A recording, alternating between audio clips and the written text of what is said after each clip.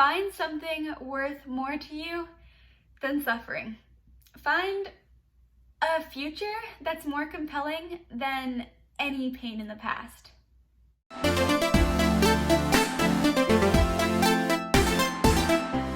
Hey guys, so I'm sorry for the crappy lighting. It's in the evening since I filmed my recovery journey today, and since then I've just really been reflecting because I felt that as soon as I filmed that video that I would feel the best ever, but I feel so weird about like how it went out because I've just always put so much pressure on myself for how that video is gonna go.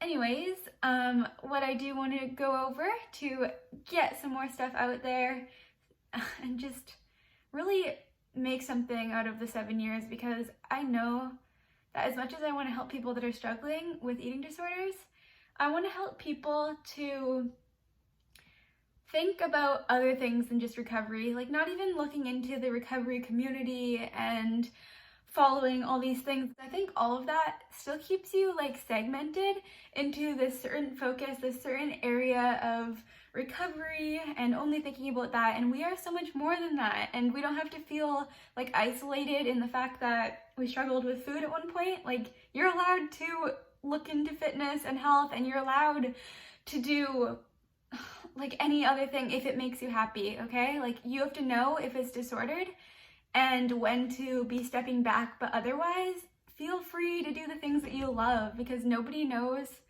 how something really makes you feel except for you. So please go inward, don't look outward for answers. You really can do this for yourself, and you really can find what works for you. And with fitness and with food, it's very individual, and don't let anyone tell you what works for you. Okay, so getting into some of my favorite lessons that I have, some of the valuable lessons that I've learned after 7 years of a lot of fighting an eating disorder.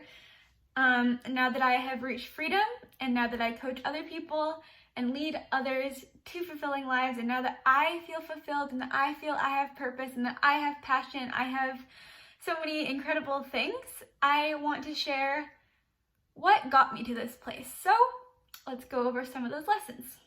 One thing is, don't comment on someone's weight, because it's honestly the least interesting thing about them. So if anyone is like, honestly, who cares what someone weighs? And who cares even like what their body looks like? That's nothing to do with who they are as a person.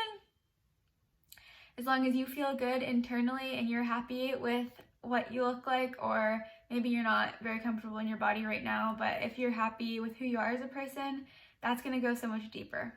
Eating less used to feel very safe for me, but food is not something to fear. Number 3, the character traits that those who struggle with anorexia have can be used in very incredible ways.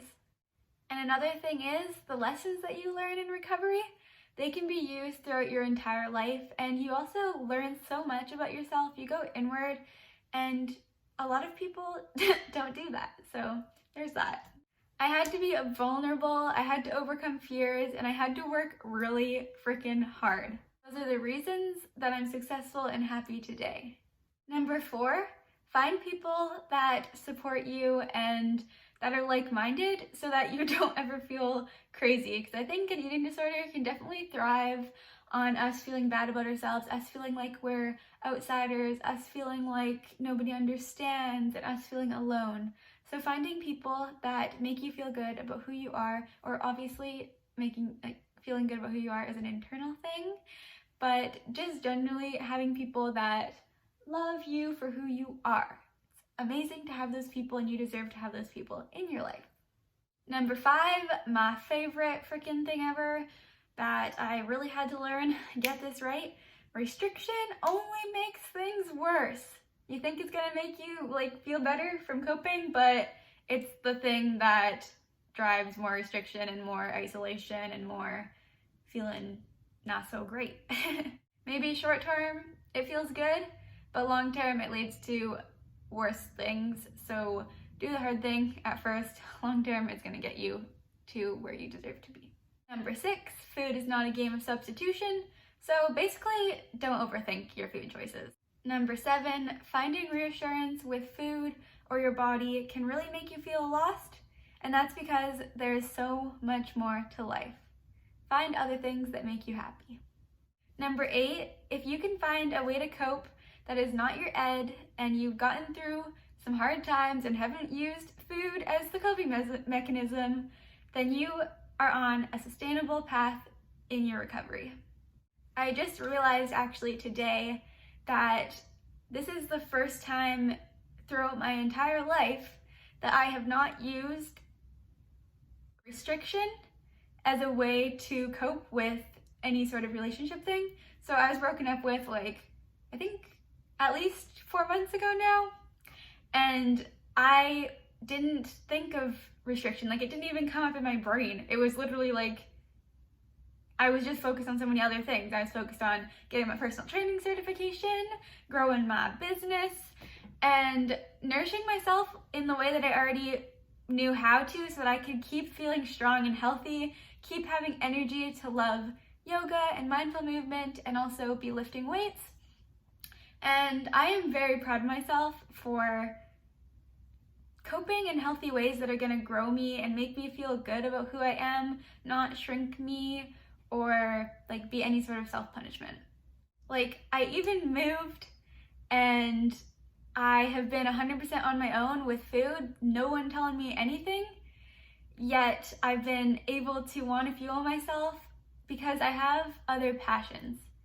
And that brings me to my next point. Find something worth more to you than suffering. Find a future that's more compelling than any pain in the past. I don't even want to call myself a recovery coach. I want people excited about being human and not feeling like they are weird or that they struggle with something that's unordinary and that they're just this lost cause. Nope, you are allowed to love what you love. Next one, I've lost track, but this one I learned very early on in my journey, and that's that body image. Bad body image is gonna happen no matter what weight you are. People think that they'll feel better once they lose weight, but the reality is that's when your brain is not getting as much fuel. So self-critical thoughts actually get so much worse, and yeah, that's nowhere to heal it.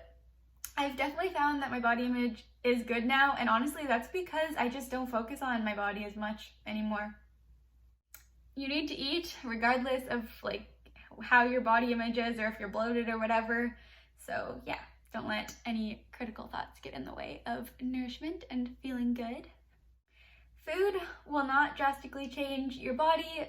Early on in my journey, I thought that as soon as I ate something, I would just magically gain a bunch of weight, and that's not true. The only thing that can change that fast is your mind.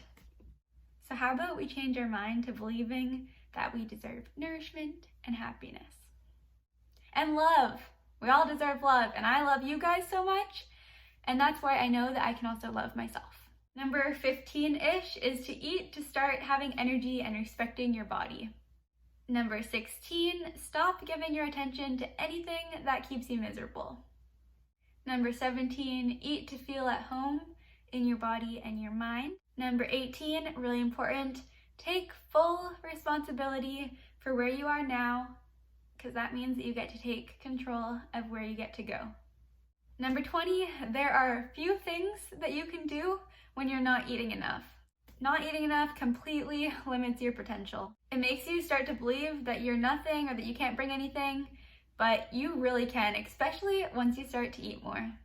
And the last one, which is definitely my most favorite. Yes, there's a lot of negative things in life that we cannot control, but I take it to heart to do my absolute best to make the most positive experiences out of what is. You have the power to do the same. I'm really, really, really thankful for all of you, and I want you to know how capable you are, how deserving you are, and how much I love you. Okay, see you guys.